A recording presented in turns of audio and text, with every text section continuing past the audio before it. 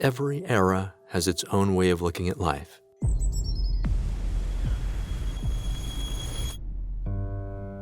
In the 1500s, Shakespeare described the world as a stage where we're just actors playing out our roles. In the 1800s, Charlotte Bronte talked about life as a battle, an ordeal that we have to fight and suffer through. And in the 1900s, Winston Churchill said that life is a test, and this world, a place of trial. Each is a different way of understanding the world, but to be honest, I've always felt that they were missing something, because basically, they're looking at life as something we have to endure through an endless series of problems we face over and over again. And if that's the story you keep telling yourself, little by little, life will come to feel like something you want to escape from. But what if you looked at life as a game? Filmmaker and YouTuber Dr. Jonathan Chu, creator of the channel Engine, describes the infinite possibilities that open up to you when you imagine your life as an open-world video game, something you play for the joy and the love of it. With one simple shift in thinking, you can completely change the experience of your life. The world becomes your game map, and wherever you decide to go, whatever challenges you're facing now, you can choose to approach it with a sense of play. So how do you do that? Let me show you.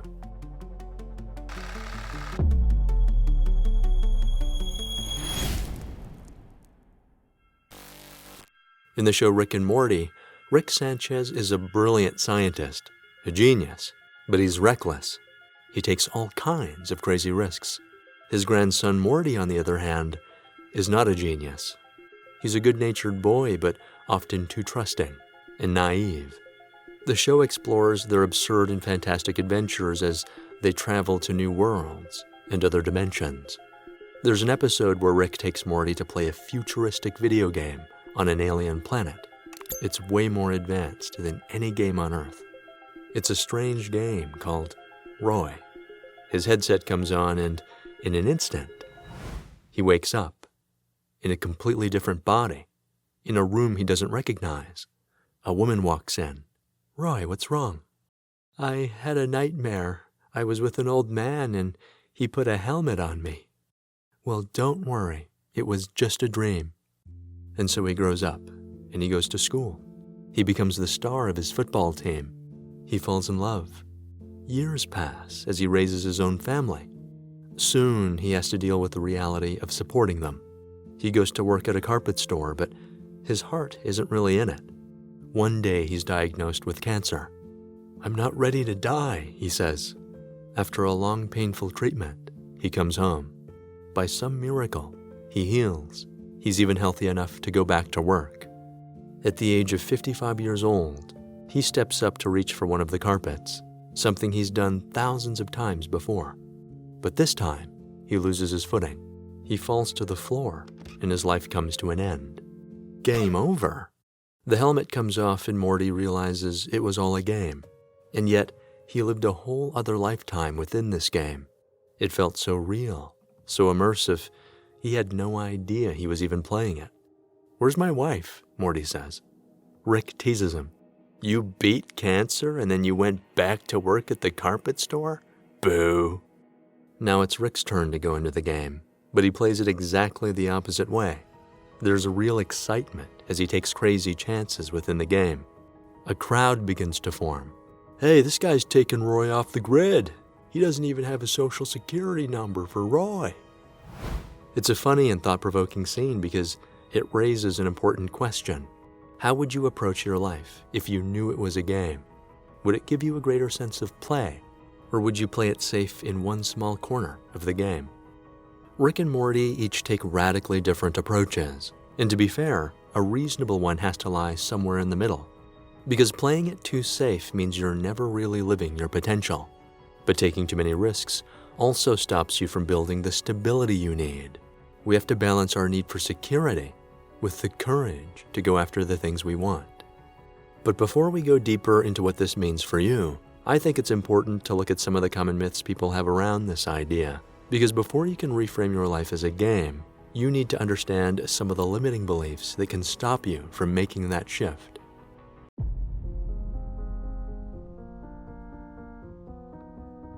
Here's a common myth. Life is too hard and too painful to treat like a game. You can't play around because if there's one thing life is not, it's a game. You have to be absolutely serious about it. To answer this point, let's look at the most serious situations you can imagine, where it's a matter of life and death. I'm talking about real-life disaster scenarios where some people live and others don't.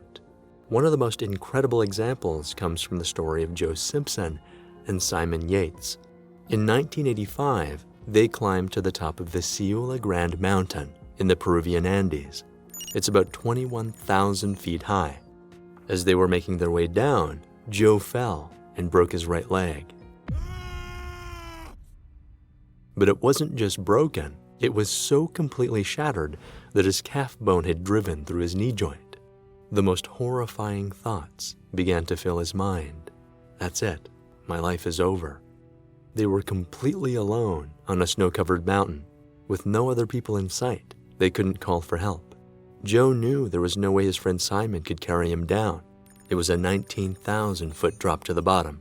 Food and water were running out. If they didn't get down fast, neither would survive. Most people would have panicked or given up, but Joe and Simon came up with a plan. They looked at their tools. They had 2 ropes, each 150 feet long. If they tied them together, it would become a 300-foot rope with a knot in the middle. In theory, Joe could tie himself to one end and Simon to the other. If he dug an anchor point into the mountain, Simon could then lower Joe down the length of rope, where he could stand on his good unbroken leg. Simon could then climb down to meet him. If they did this over and over again, then theoretically they could make it down the mountain. They decided to turn the rest of their journey into a game, putting all their focus on the next ledge, the next slope, one step at a time, as if they were solving a puzzle. Joe said that a pattern of movements developed after my initial wobbly hops, and I meticulously repeated the pattern.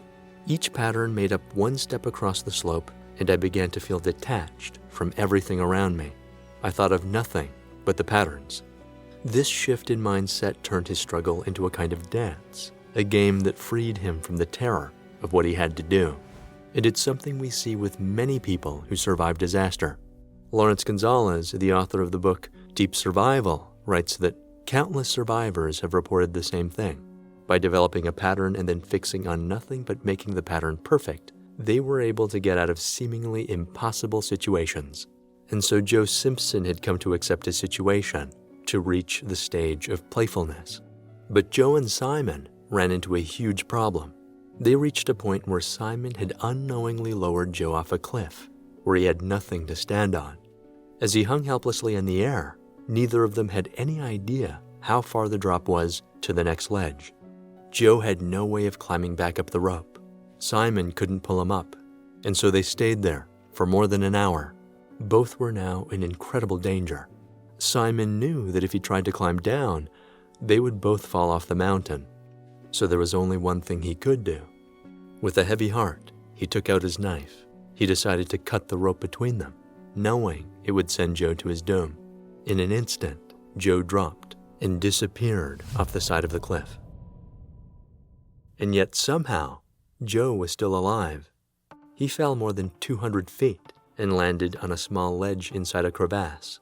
But when he looked up and saw that there was no way to climb out, his only choice was to go down even deeper into the darkness and hope that there was some other way out. I really struggled to make this choice. I was so scared of going deeper. But the only other option was to just sit there blindly hoping things might get better. And I just knew it wasn't going to. And so down he went, deeper into the unknown. Gonzalez writes that the best survivors spend almost no time getting upset about the things they've lost. They don't waste time drowning in negativity when things go badly. Why? Because they're looking for a way to turn even the most horrifying situations into a game. This helps them stay focused on the next step they have to take and to accept the things they can't control. Unbelievably, Joe found a path that led him outside, into a beautiful sunny day. But now, he had to make the long, grueling hike back to camp, and his broken leg had only gotten worse. Even here, he continued to think of his situation as a game.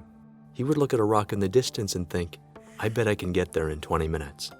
He timed his movements, and if he got there in 18 minutes, he was hysterically happy. But even if he was a few minutes late, he just kept on going. By all logic, Joe should have died on that mountain. He spent days without food and almost no water, crawling and hopping with a broken leg through miles of ice and snow. And yet, he lived.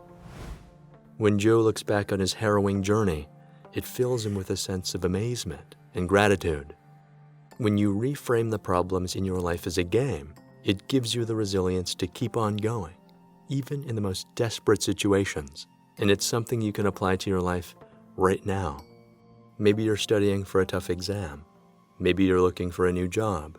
Or maybe you're struggling to support your family. Whatever it is, you can reimagine your situation as a game where you put your focus only on the next move you need to make. Ask yourself, what's the simplest step I can take right now to move closer to where I need to be?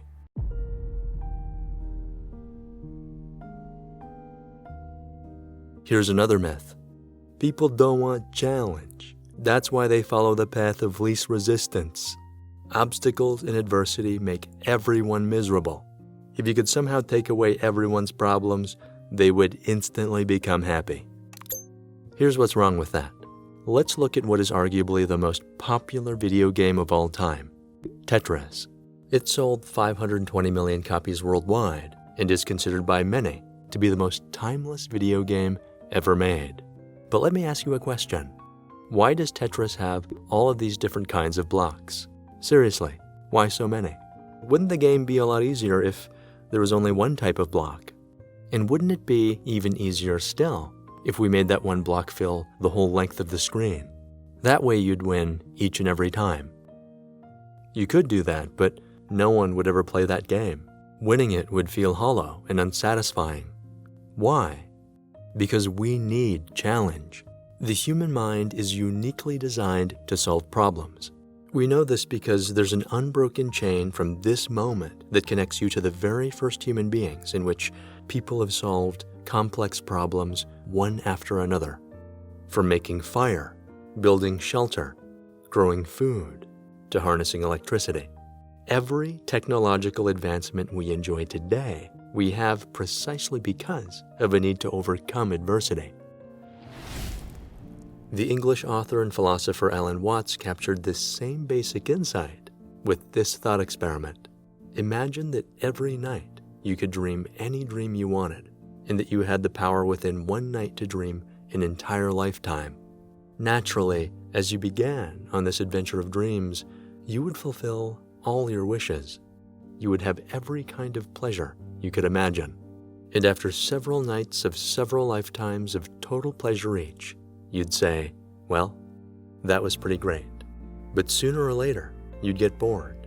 Your dreams would become too predictable. And so you'd say, let's have a surprise. Let's have a dream which isn't under control, where something's going to happen to me and I have no idea what it's going to be. And you would love that.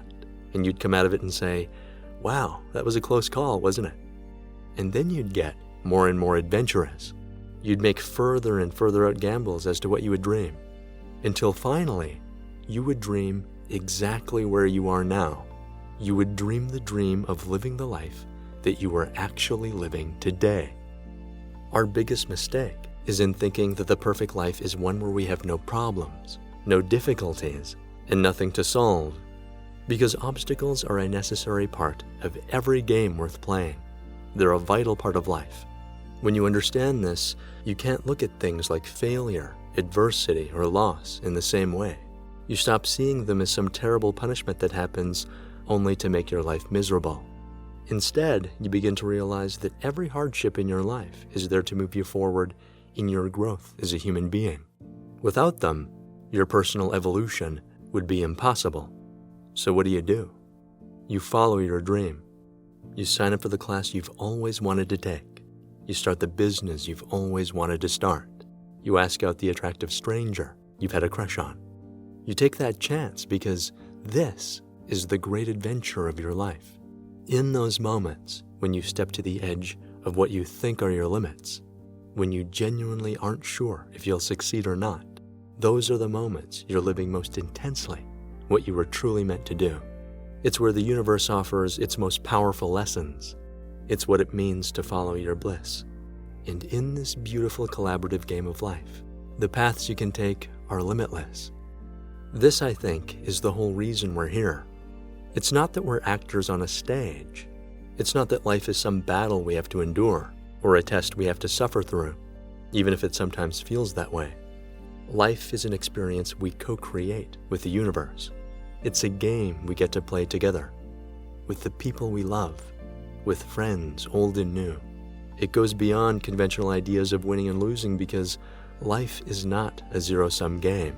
It's an infinite one, where the best players trust that life will equip you with everything you need to navigate and overcome every one of its obstacles, to unleash the dream that lives within you.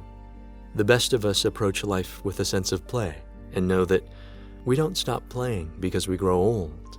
We grow old because we stop playing. So now that we've seen how envisioning your life as a game can unlock incredible untapped potential within you, you might be wondering, how do I play it? What are some strategies I can use in my own game? That is what we'll look at in the next video, where I'll offer some powerful tools you can use to help manifest your dream life. Once that video is ready, you'll see it appearing on the left side of the screen. If it's not there yet, it means I'm still working on it, but I think you'll love the video on the right side of the screen. And I would absolutely love it if you press the like button. It really helps me out. As always, thanks so much for watching. Take care of yourselves, and I'll see you in the next one.